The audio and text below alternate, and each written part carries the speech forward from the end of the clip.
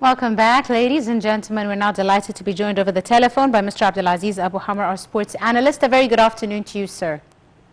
Good afternoon to you, Andy. How are you?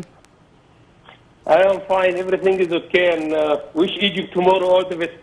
Yes, before we move to the match tomorrow, let's talk about Al Ahly, of course, participating in the Club World Cup. How do you see Al Ahly's team presentation now at the Club World Cup, Mr. Abdel Aziz?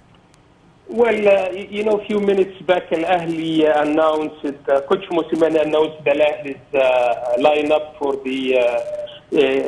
for the starting match against Montenegro of Mexico.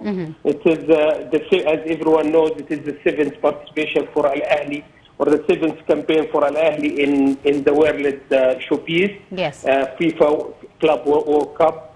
And the good news, let us say, is Mosimane will be in the stadium. He was tested negative today, and Al Ahly requested the organizing committee to get him on board. He will be with Al Ahly. It's a good thing. As everyone knows, around 13 players. Al Ahly is missing around 13 players, and this is really a very, very tough situation. But as everyone knows, also the Ahly's management, led by Captain Bibo, Mahmoud Al-Khatib, always saying Egypt first. And of course, we wish Al Ahly all the best also today. And they fielded, let us say, a reasonable lineup, just a mixture or a mix of veteran players and new players. They really have a chance to shine today. We wish Al Ahly good performance and achieve good result today. And I expect it will be a close game again, even if Al Ahly is missing so many players. Right. Mr. Abdel Aziz, let's talk a bit about you know, the FIFA Club World Cup and the African Championship. They are you know, conflicting dates being held at the same time.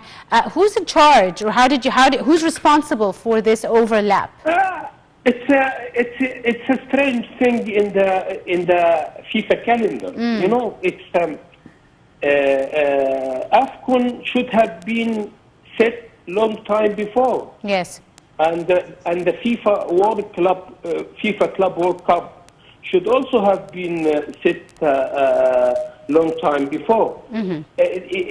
I'm very unfortunate to say that Al Ahly is paying the price of the let us say the world football hegemony. It's something strange. It cannot happen. I'm sorry to say that it cannot happen with Chelsea. It cannot happen with the German champion. Bundesliga, yes. It cannot just set. It's not a friendly. It's not a friendly championship. AFCON is an official continental showpiece.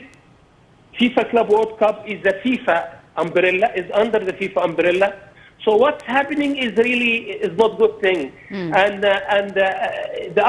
another unfortunate thing is Egyptian Football Federation or Association, led by Ahmed Mujahid, and they cheated on the thing.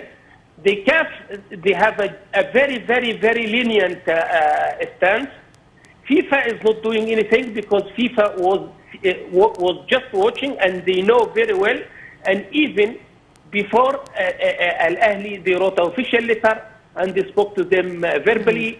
And they know everything, and they didn't do anything. Well, as you said, Mr. Abdel Aziz, it looks strange. Yes, as we said, of course, as you said, hopefully wishing Al Ahly the best of luck with their limited players. Let's talk a bit about the African Championship. How are you finding the tournament? Egypt has made it to the final round and will play tomorrow with the Senegal. How do you see you know, the development of the Egyptian national team over the course of this championship?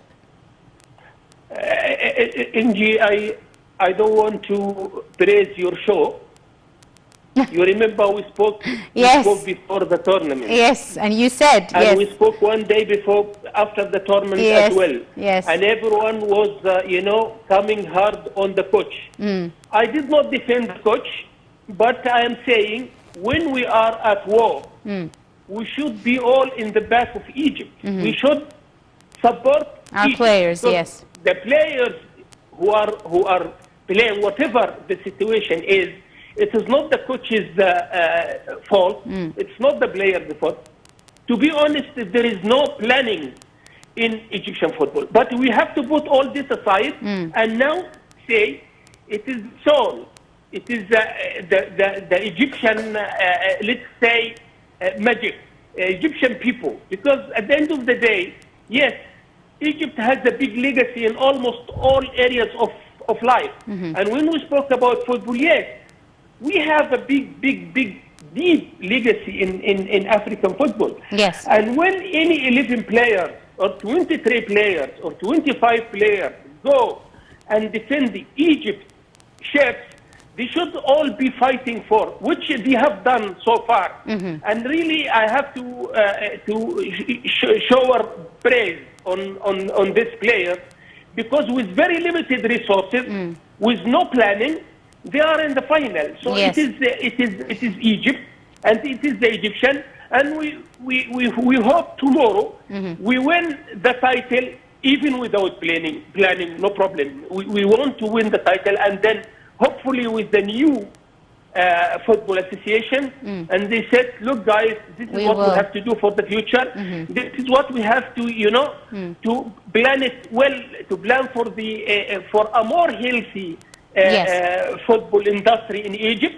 But as you said, the fighting of fighting mood of our players makes us very much optimistic. And you see, when Egypt qualified to the final and beating the host Cameroon, the 100 million people in Egypt were happy. So this is the soft power. This is how Egypt should, Egyptian people and Egyptian players and Egyptian football act their role as a soft power in the world. People they really started to look at Egypt, at the new republic, from a different, let us say, angle. And okay, this is from a football angle of view, and because we don't know anything in life except football or except talking about football. It should be a good soft power, an effective tool for Egypt to bridge for the future. Absolutely. Of course, wishing our national team tomorrow the best of luck as they face the Senegal in the finals of the AFCON. Best of luck to our players. I'd like to thank you very, very much, Mr.